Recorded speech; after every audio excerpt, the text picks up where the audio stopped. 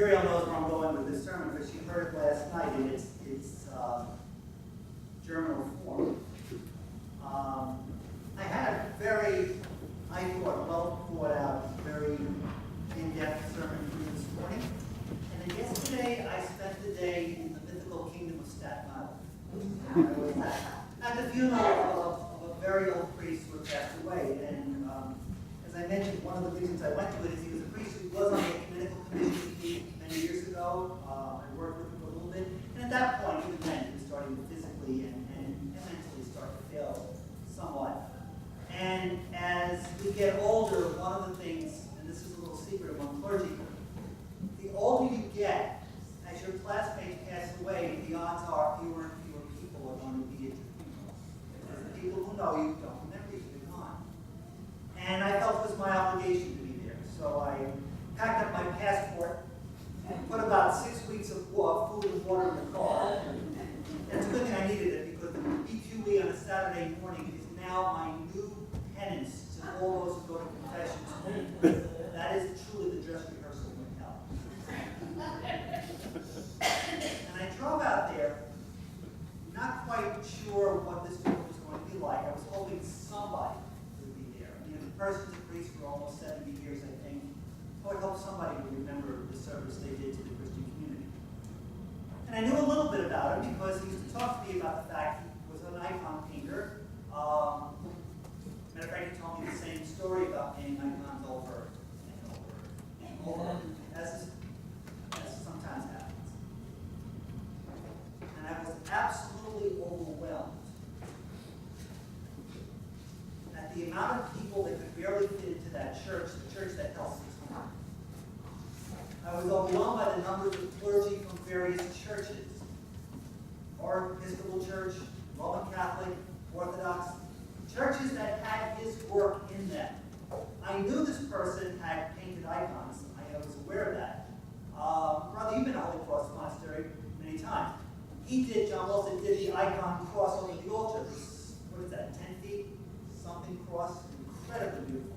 He did the icon that's slightly. Okay, so you knew John. Okay. No. I worked with him and I did not know this man. I didn't know a person who was incredibly talented, with an incredible love of all of God's children, no matter where they worship. An individual who had given away so many of his works of art, which are for him works of prayer. I knew that some of his works were famous. I didn't know they were hanging in the Vatican or in that. He never talked about it. Who knew? I didn't know that as an older man, he adopted 2 children and raised them. Teenagers who supposedly were quote-unquote troubled. And they came back for his funeral as adults, beautiful families with their own children, honoring and remembering the man who loved them enough to care for them. And who knew? He had put into his request something that I had never seen before, and if it happens, I may just do it here. He required there would be no eulogy, no sermon, no homily, no shared remembrances. He did not want people talking about him. And the parish honored him. I was amazed at the number of people. Now, he retired in 94, so think about how old he is, okay? People who remembered him as young adults, who came back to honor a person who was kind to them, who gave money to them to help them through a tough time, who counseled their kids, who taught them in confirmation class, who spent time with them, who was a Holy Cross Father for several years of his life before he became a parish priest. And again, who knew?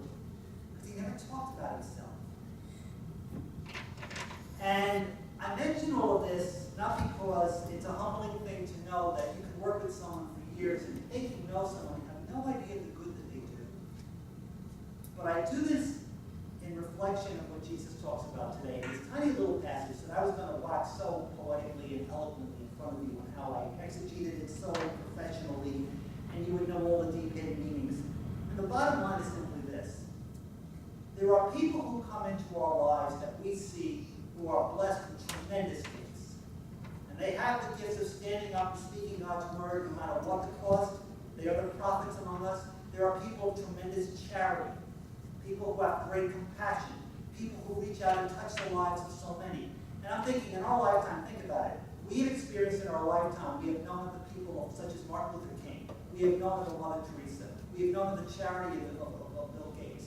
All of those people, all of whom are wonderful people who did God's work. Think of all the others who may cross our lives, who do so many wonderful things that we never know about. And here comes the kicker. That's the call to each of us. When Jesus talks about how everyone is rewarded, even the person who really takes the time to give a cup of water to somebody who's thirsty, he's making a point. It's not who knows what you're doing. It's the fact that you do it. Our acts of charity aren't meant for the camera. They're not meant for the Louis Burrow rag. The point of it is we're meant to do it because this is what a disciple of Jesus does. We show our love. We care for others, seen or unseen.